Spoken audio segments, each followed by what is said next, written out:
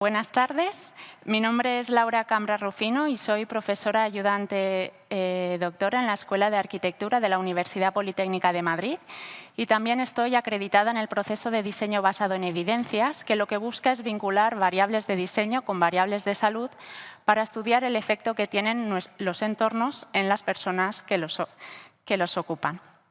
Estoy muy agradecida a Marta Macías y muy ilusionada de estar esta tarde aquí, aunque sea en petit comité, porque durante la próxima hora voy a moderar la mesa Espacios que cuidan, cómo la arquitectura mejora la experiencia del paciente, junto con un excepcional panel ponente que en unos segunditos voy a presentar.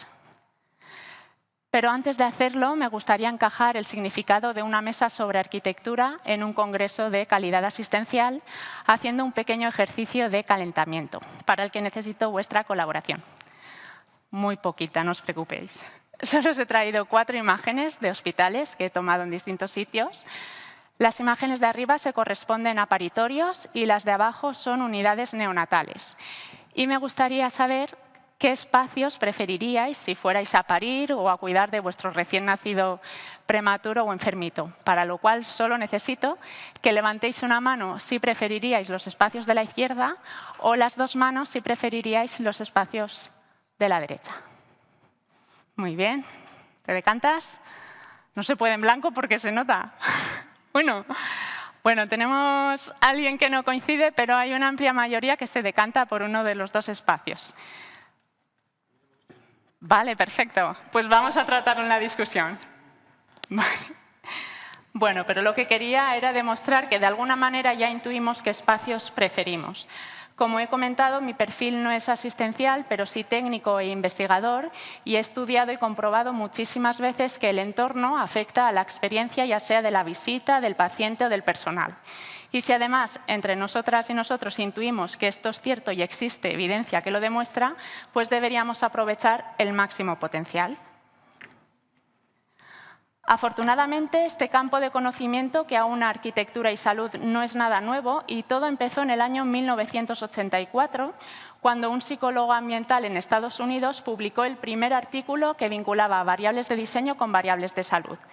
En su estudio demostró que los pacientes que ingresaban en condiciones similares en una habitación de hospitalización que tenía vistas a la naturaleza, se recuperaban antes y utilizaban menos analgésicos que los pacientes que en condiciones similares estaban ingresados en una habitación con vistas a un muro de ladrillos.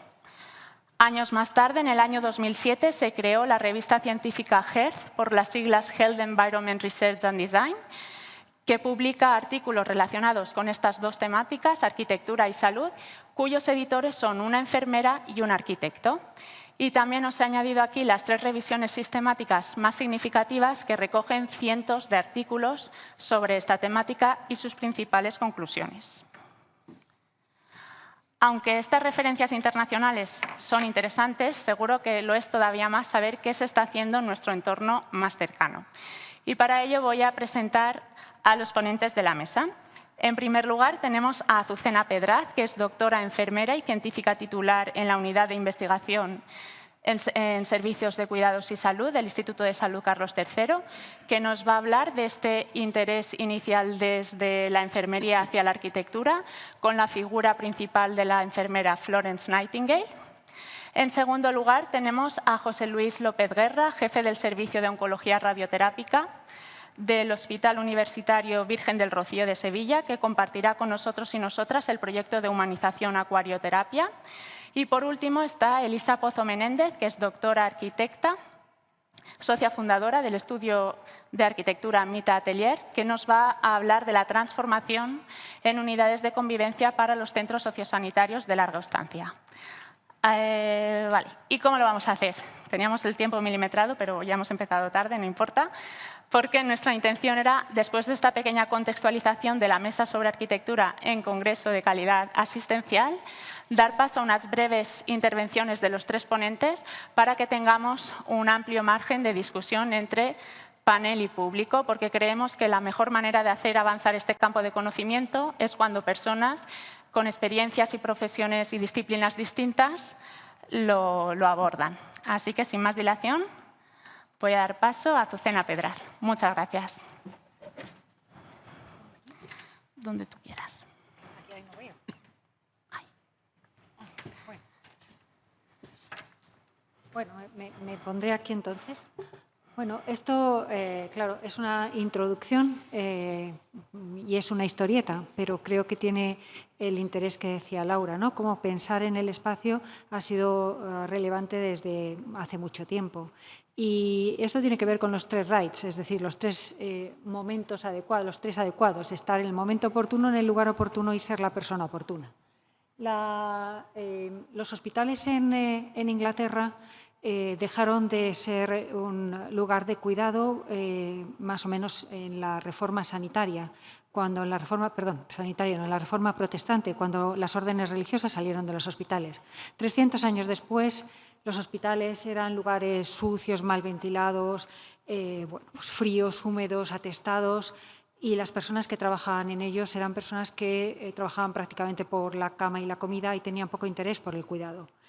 En este entorno nace o está la figura de Florence Nightingale, que pertenece a una familia burguesa, de una burguesía del mineral, con un padre que proporciona a 2 hijas que tiene una educación, bueno, también muy interesante, con un cierto interés por las matemáticas, con una vocación temprana por el cuidado, por la enfermería.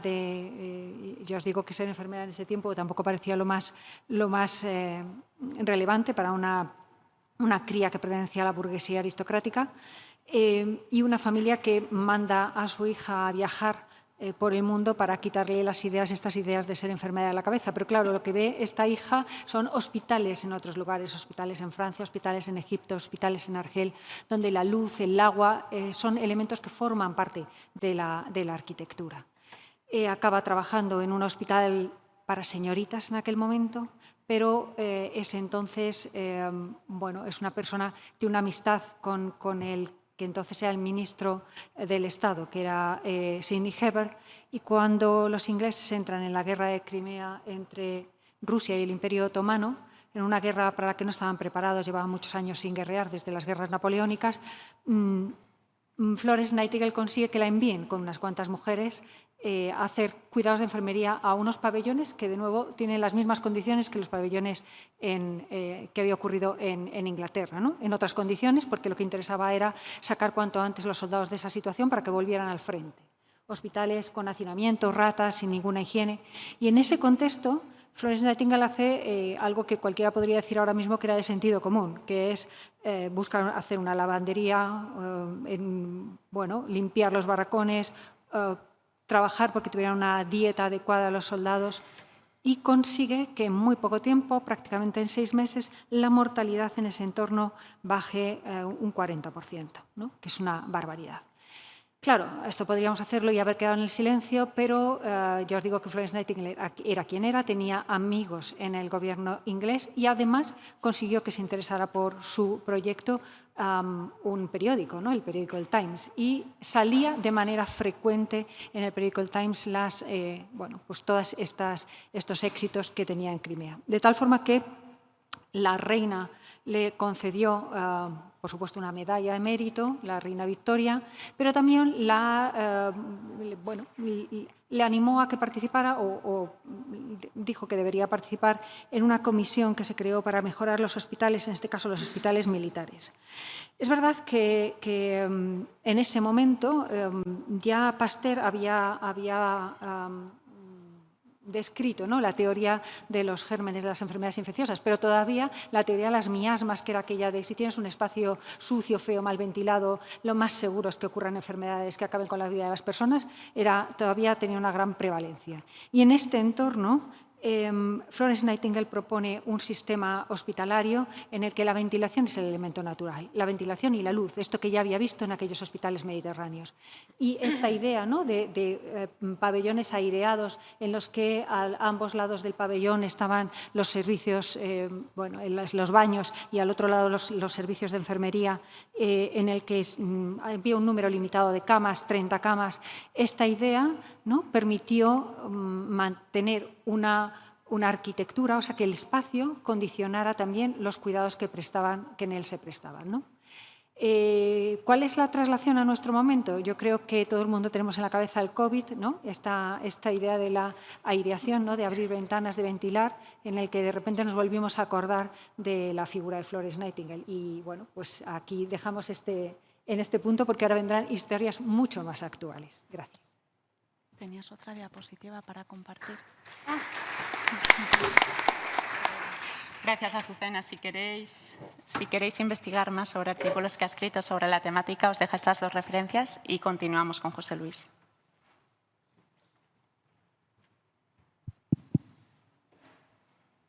¿Tienes el pasador ahí?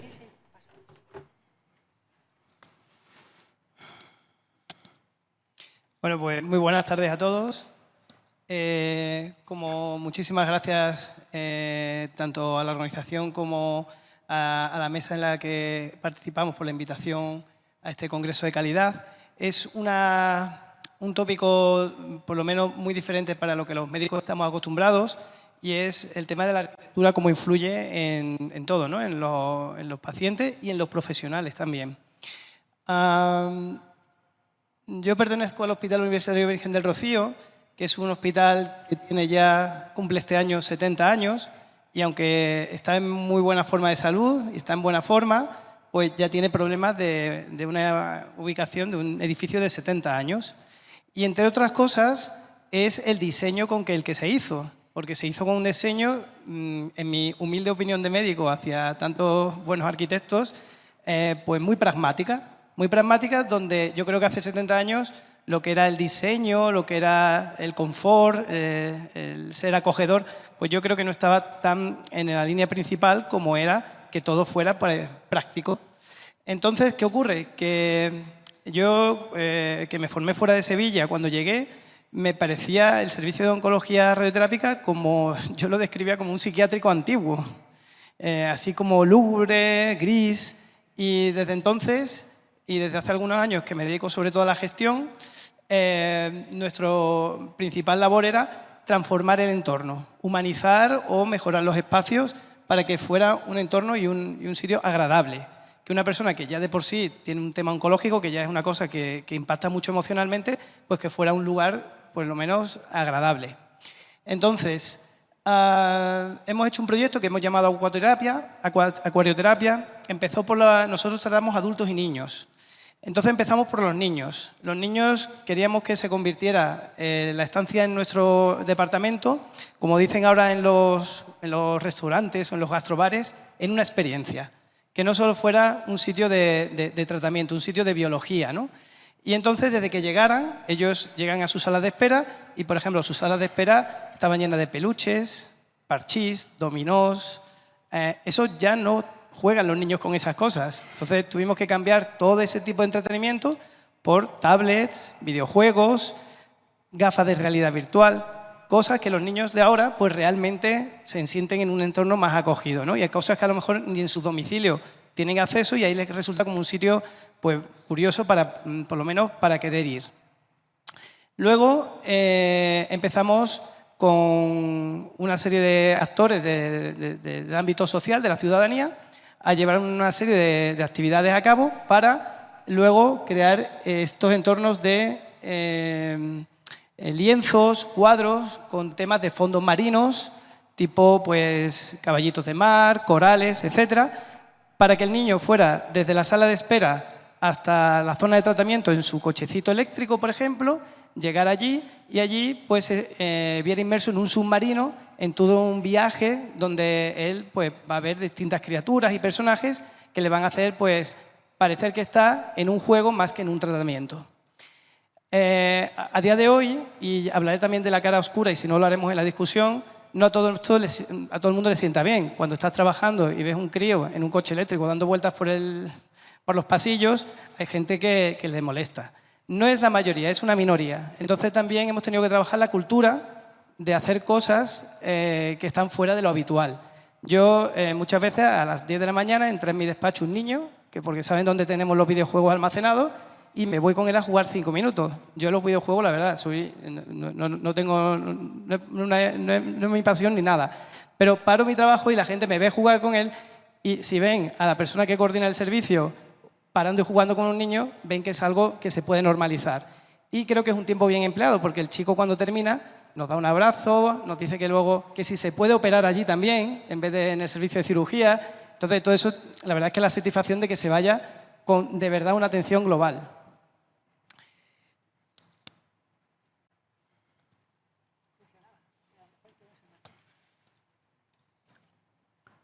Sí, te hace caso a todo eso.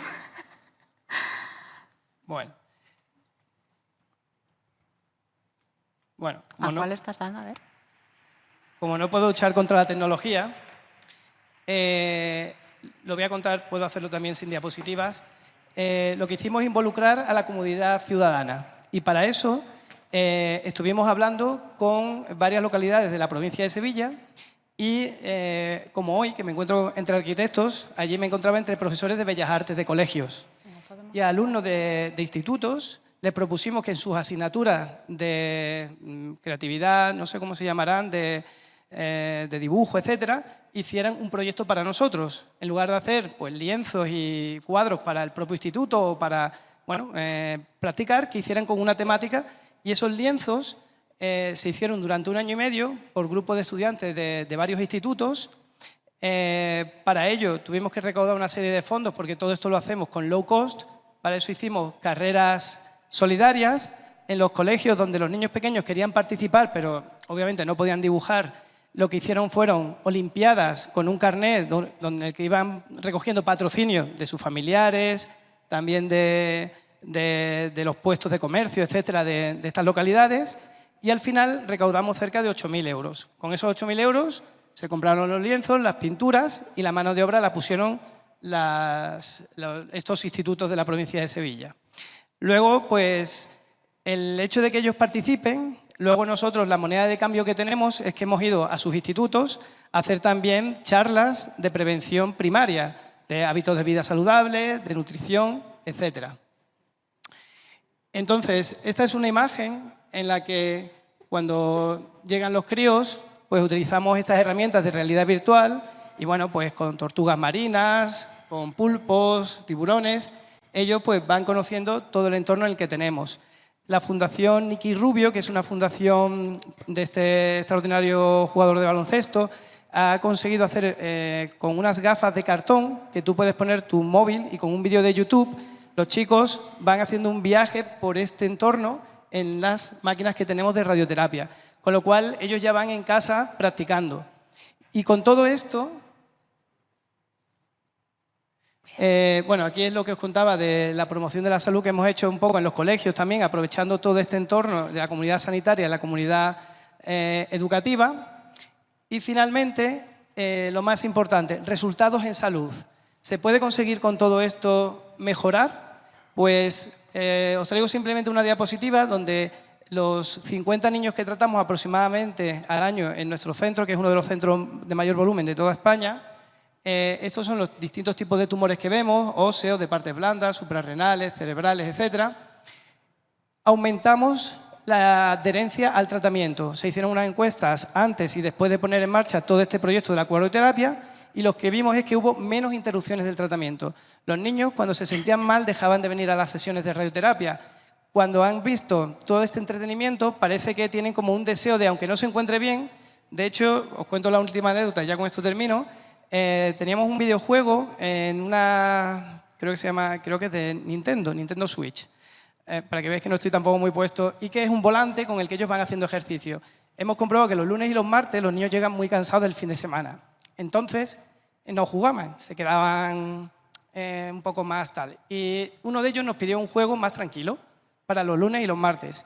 Entonces ahora le tenemos uno de Tadeo Jones, que es mucho más pacífico, es mucho más tranquilito, y lo que vemos es eso, que ellos vienen el lunes a por sus gafas virtuales, a por su videojuego, entonces, bueno, pues tienen un incentivo para seguir viniendo aunque no se encuentre bien, sabiendo que después del fin de semana, que es la carga de toda la semana, sabemos que están más agotados.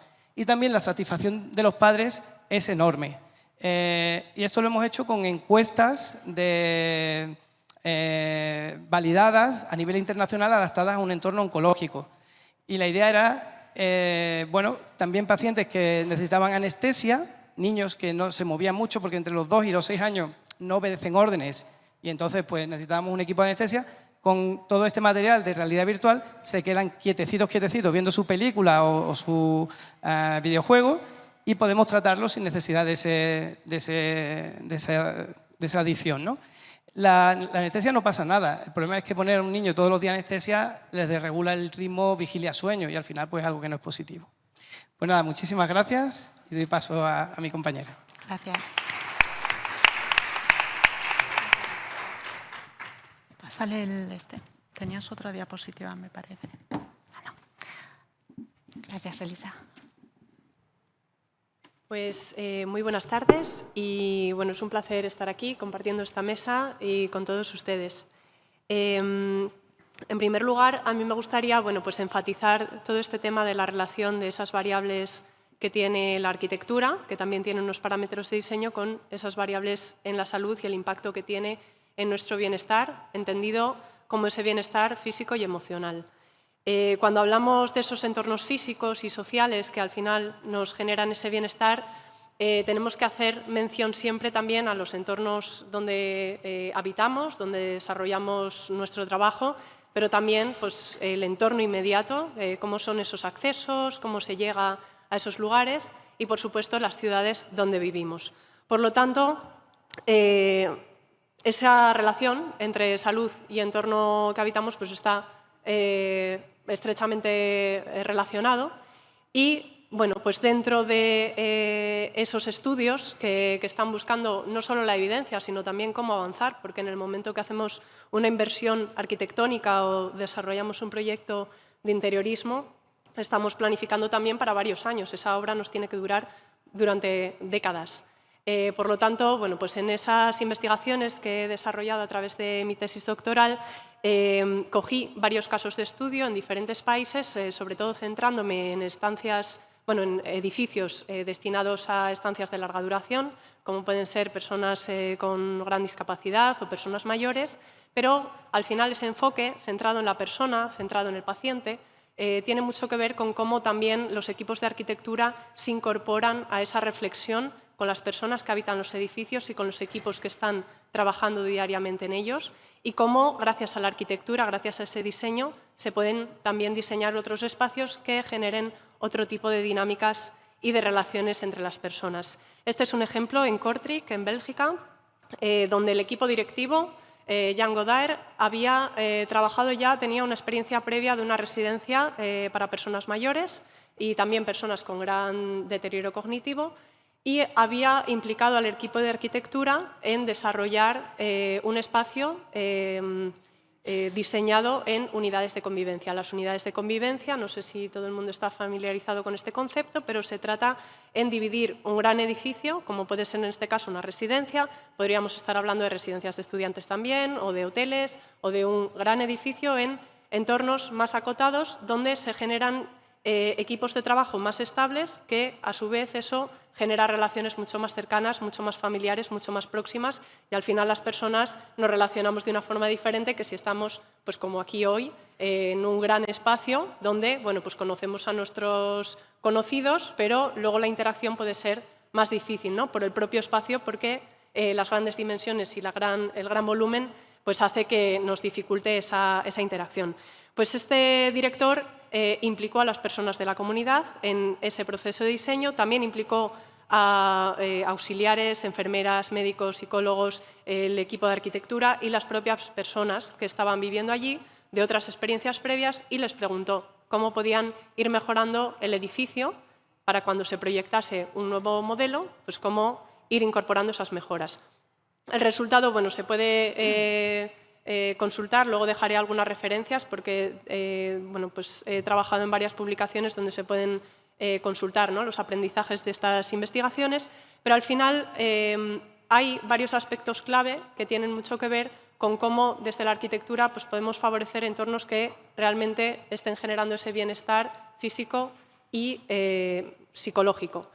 En concreto, los espacios que permitan hacer una vida normalizada, lo más sana y saludable posible, ¿no? Si yo tengo esa posibilidad de ir paseando a todas partes y tener un estilo de vida activo, independientemente de mi capacidad o de mis posibilidades de movimiento, pues va a ser un entorno sin ruidos, sin contaminación, adaptado e inclusivo para todas las personas, y eso ya genera la posibilidad de tener unas interacciones sociales que a su vez pues, están vinculadas con un mayor bienestar.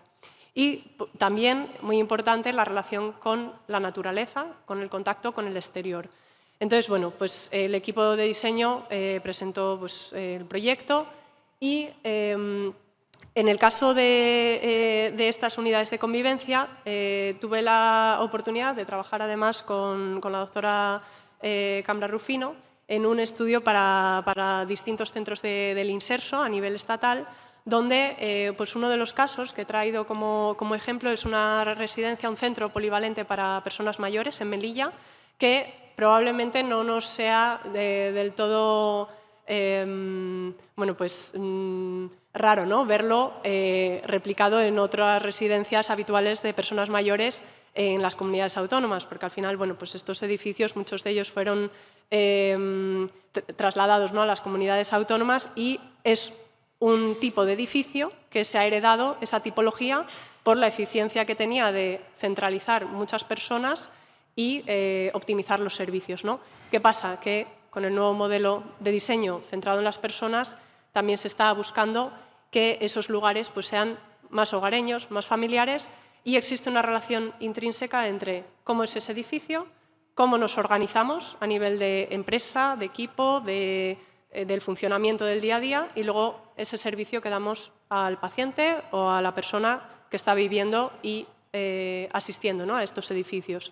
Por lo tanto, claro, también tenemos un gran reto, y aquí, bueno, pues como el sector de la arquitectura tiene el reto también de la sostenibilidad y la reforma, ¿no?, de grandes infraestructuras que ya están construidas y hay que adaptarlas.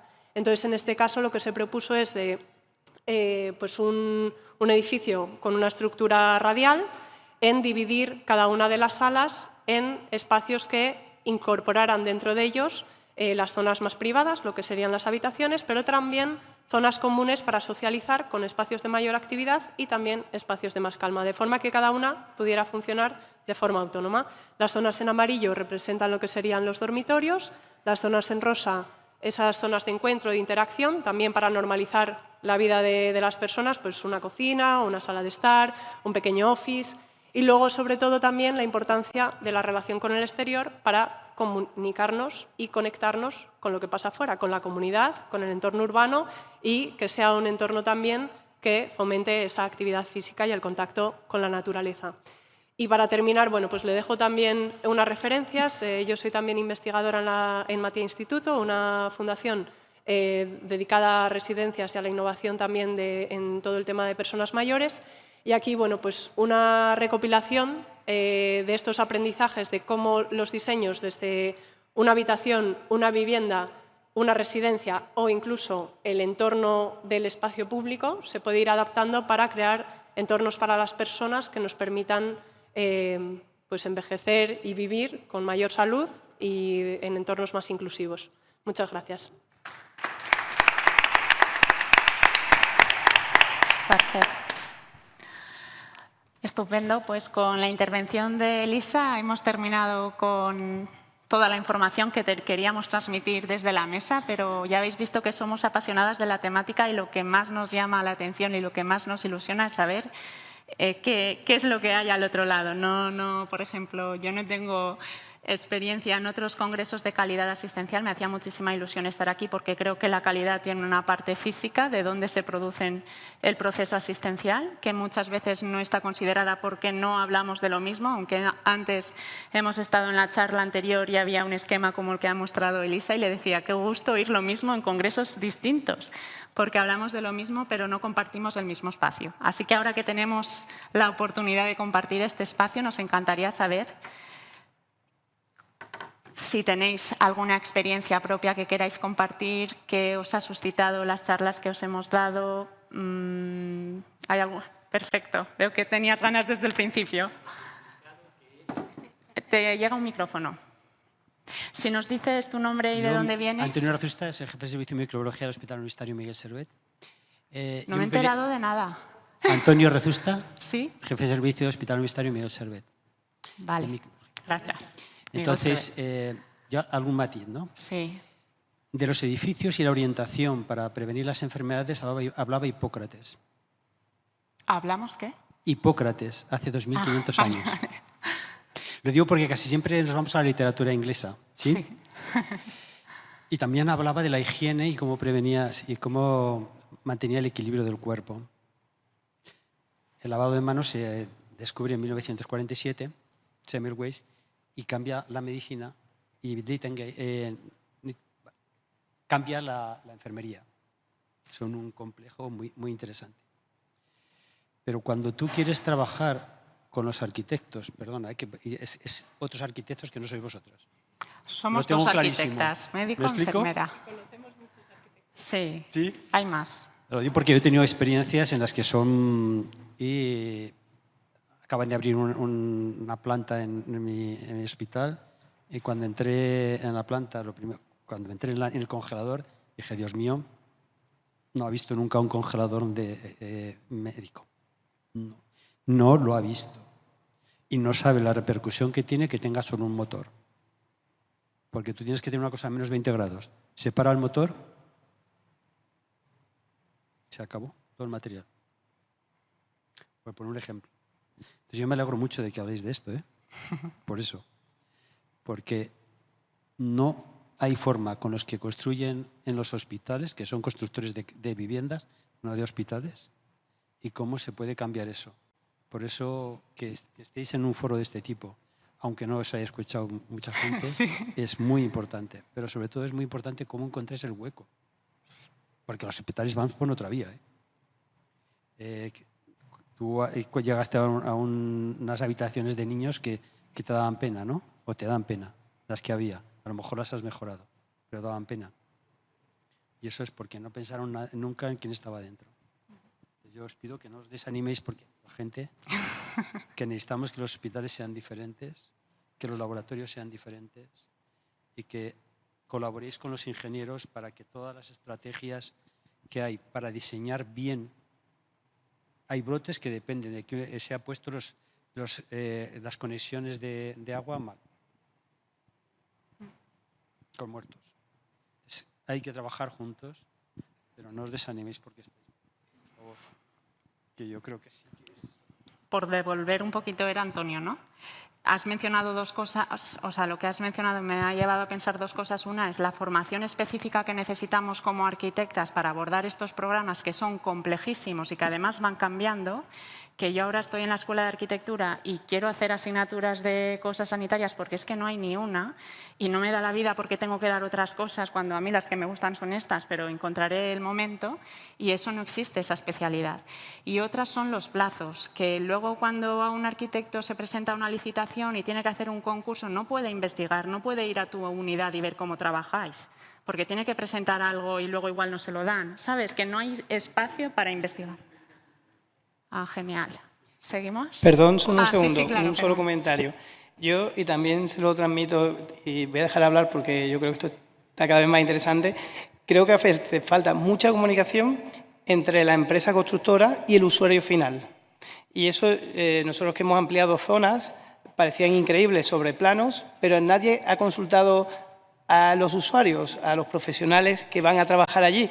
Y luego te encuentras un pasillo que una camilla no gira, una entrada, una consulta que no entra una silla de ruedas, y es porque sobre plano ha quedado perfecto en el espacio en el que teníamos, pero el usuario final, y no se nos consulta a los usuarios finales, se consulta a un director de obra del hospital, a alguien que le ha parecido correcto, pero que la empresa pueda llegar hasta el usuario final yo creo que es clave para que no pasen todas estas cosas, porque son los que saben del día a día los pequeños detalles.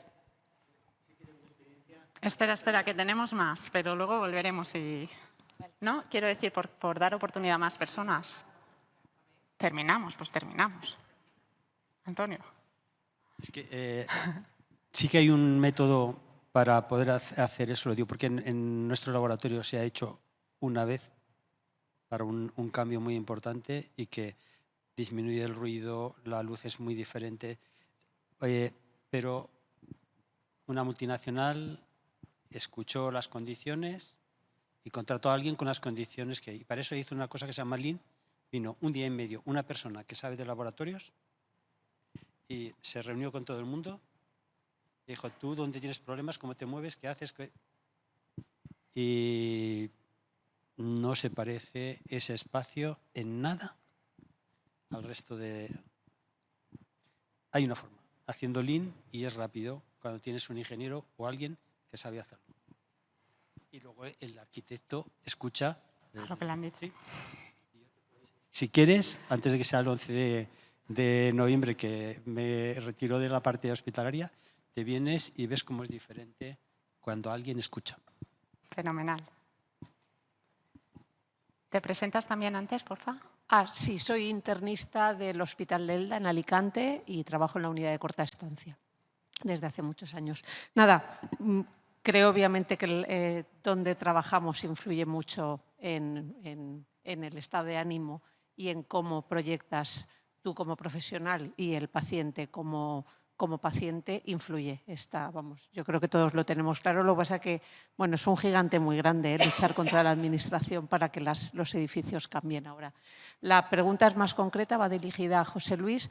Lo de la acuarioterapia fue una inquietud tuya personal. O sea, ¿de dónde surge el acuario es el mejor escenario? ¿Preguntaste a los usuarios? Dijiste, pues vamos a empezar por aquí. Que ya que me han dado, o sea, ¿cómo surgió todo esto, aparte de la inquietud de intentar cambiar? Pues surge muy espontáneamente. Primero tiene que estar la gente motivada y empieza a haber pequeñas ideas creativas. Voy a poner un ejemplo. Teníamos una pared blanca al lado de los búnkers donde se trata la gente, pusimos unos rotuladores y la gente ponía allí cosas. Me ha gustado antes una intervención tuya cuando había que levantar un brazo los dos, que has dicho, no me gusta ninguna de las dos. Es que el otro día nos pusieron en la pared un chiquito, un niño, todo el mundo pone, os agradecemos todo, un arcoíris, un unicornio, y de repente pone uno, yo aquí no quiero volver más. A mí esto es que no me gusta, ni aunque me pongáis, y me parece también bien, yo es que aquí no quiero venir, es verdad, nadie querría venir ahí. Y al final esto es del boca a boca. Yo tengo un amigo que es director de un colegio, su pareja es profesora de Bellas Artes y empezamos un día en la playa con los niños tomando una tortilla de patata y unos refrescos, tal. Oye, ¿y qué podríamos hacer en común, tal cual? Y de ahí sale, oye, una reunión en tu hospital, una reunión en tu instituto, una reunión en Bellas Artes y empezamos a atar cabos y sale la iniciativa para adelante. Pero los mismos profesionales del equipo también tienen que estar envueltos, porque luego llevan mucho consumo de tiempo y ese consumo de tiempo tiene que ser compartido.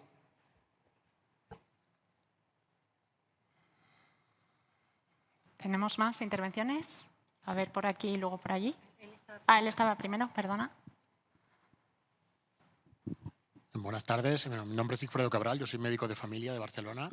Enhorabuena por las presentaciones, me parece un tema muy interesante. Creo que vinimos todos muy polarizados porque el tema arquitectura y experiencia del paciente es una cosa que estamos viviendo un poco nosotros también en la institución. Y sí que es cierto que una cosa que he echado un poco a faltar es el punto de anclar, ¿no? De cómo se ancla lo que es experiencia del paciente en arquitectura, porque la experiencia del paciente como tal tiene mucha metodología, ¿no? Design Thinking, Patient Journey Map, o sea, en encuestas semiestructuradas, grupos focales, aspectos de cómo intentar, ¿no? Detectar la base de la necesidad, aquello que queremos mejorar, para luego hacer una estructura o modificar para que eso luego tenga un impacto donde realmente interesa, ¿no? Que es en el paciente. Nosotros tenemos, por ejemplo, un reto en nuestro centro, que es que tenemos un área de atención al usuario que tiene problemas de confidencialidad, donde hay muchos fallos. Nos planteamos con un arquitecto hacer un proyecto, ¿no? Para mejorar y en todo momento hemos tenido mucha orientación técnica, pero en ningún momento hemos encontrado cómo entrar el paciente en la ecuación para diseñar el espacio, ¿no? Muchos aspectos tecnológicos de cómo insonorizar, de cómo bloquear el sonido, de cómo no rebota el sonido, pero no hemos podido encajar en qué momento se fusiona el arquitecto con el paciente y donde todo aquello que el paciente puede aportar sobre confort, sobre cómo circular, cómo entra aquí. Entonces, yo creo que probablemente dentro de la fase de formación o educación o en tema de arquitectura o cómo anclar, sería vincular toda esta metodología de cómo captar información de aquel que realmente será el que participará en el proceso o se beneficiará de la estructura y es que al final en el que queremos aportar un valor de salud. Entonces, que me parece muy bien, porque al final lo que hemos hecho es una modificación y luego valoramos impacto en percepción o en un prompt para ver si realmente, como habéis comentado en una de las experiencias, teníais la percepción de que los pacientes utilizaban menos analgesia, o la percepción no, un dato objetivo, pero me ha faltado este aspecto de cómo entra la calidad con toda la batería de recursos que tiene a detectar la necesidad para que esto luego se plasme en algo que realmente tenga un impacto, en algo que tenga una base con un análisis previo, ¿no? Que es un poco lo que nos persigue siempre con la experiencia, co-crear, co-crear, co-crear. ¿Vale? Bueno, muchas gracias y enhorabuena por la presentación. Gracias. Azucena quería comentar algo y yo también quería después. Si no. Sí, nada, brevemente, porque esto tiene que ver también con, por ejemplo, cómo entra el público y los actores que llamamos no científicos en la investigación, ¿no? Con esta idea de la ciencia abierta, si ya cada vez de manera más habitual incorporamos a la población y a los pacientes, a las asociaciones en las investigaciones desde el principio, o sea, desde el diseño del proyecto, hay incluso la James Allen Alliance que dice qué es lo que quieren saber, ¿no? ¿Qué quieren? Las preguntas de investigación en arquitectura debería ser igual. Y me gustaría que contara mínimamente, Laura, la experiencia que tuvieron, porque cuando las arquitectas y diseñadoras de interiores de repente son pacientes, es decir, por ejemplo, van a parir a los paritorios, ¿qué ocurre? ¿Qué ocurre cuando son pacientes y dicen de repente, ¿por qué está ahí esa puerta? ¿No? ¿Por qué hemos puesto ahí esa puerta? Pero bueno, pues que yo pienso que deben incorporarse en todos los momentos. Enlazando con Azucena, que lo que has comentado parece un poco lo del paciente experto, que en el caso de lo que mencionaba ahora un estudio que hicimos de análisis de testimonios de mamás, arquitectas o ingenieras que analizaban su experiencia de parto y se fijaban en aspectos de diseño y lo analizamos así cualitativamente. Y luego lo que mencionabas, yo creo que todas las metodologías que se aplican desde la calidad son totalmente replicables desde la arquitectura y es lo que intentamos hacer en el proyecto que ha mostrado Elisa del Inserso, que hicimos unos documentos que era el análisis previo, el diagnóstico previo de cómo estás. Hicimos encuestas, hicimos grupos focales, estuvimos viviendo en las residencias varios días, o sea, toda esa inmersión la hicimos. Pero ¿qué pasó después? Cuéntalo, Elisa. Bueno, que al final, claro, se pueden hacer estudios previos o de análisis para una reforma, por ejemplo, pero claro, todo lo que es luego un proceso de ejecución, un proyecto básico, un proyecto de ejecución, puede o no continuar con ese estudio o estrategia de desarrollo que se ha hecho previamente, ¿no? Igual que en las ciudades, igual que en cualquier estructura, ¿no? Se pueden hacer muchísimos análisis y estudios previos, se puede hacer un plan de acción, pero si luego no hay una ejecución que responda a eso y que haya una continuidad, pues se caen las piezas.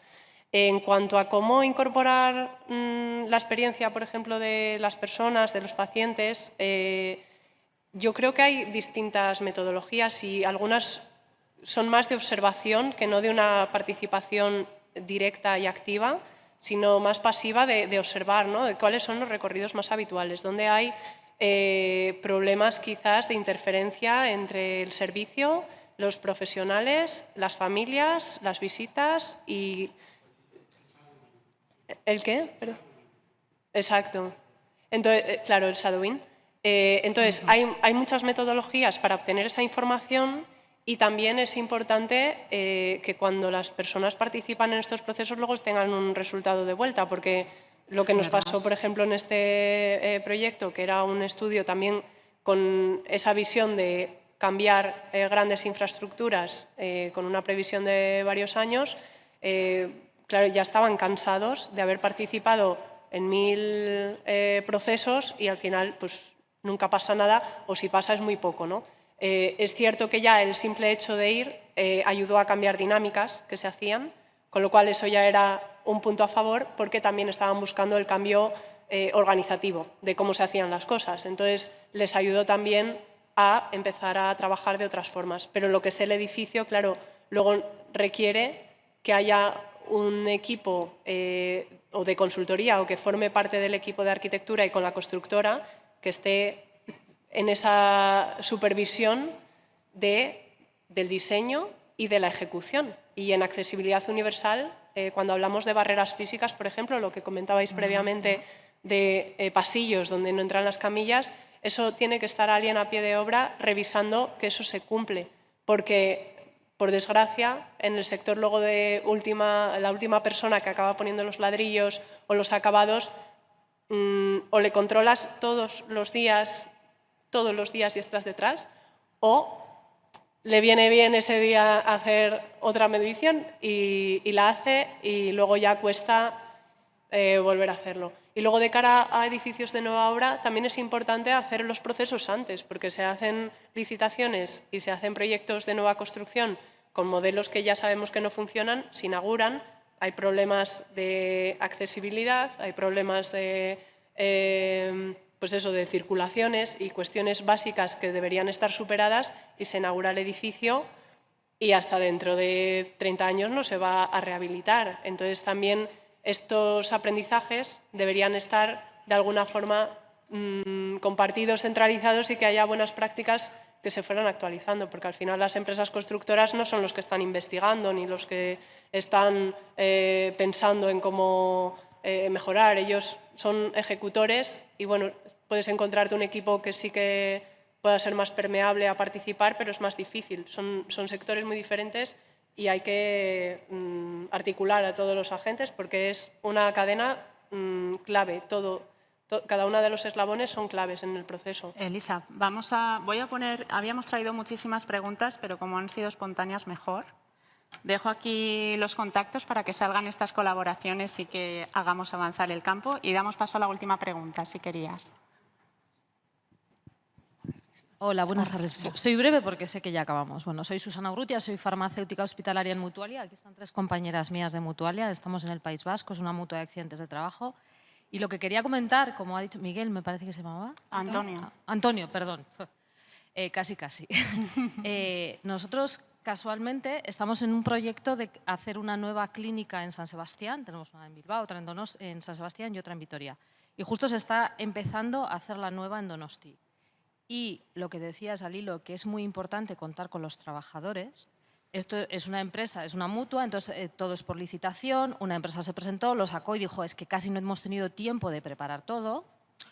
Pero una vez que fueron adjudicatarios, se han ido haciendo reuniones con equipos de trabajo por servicios.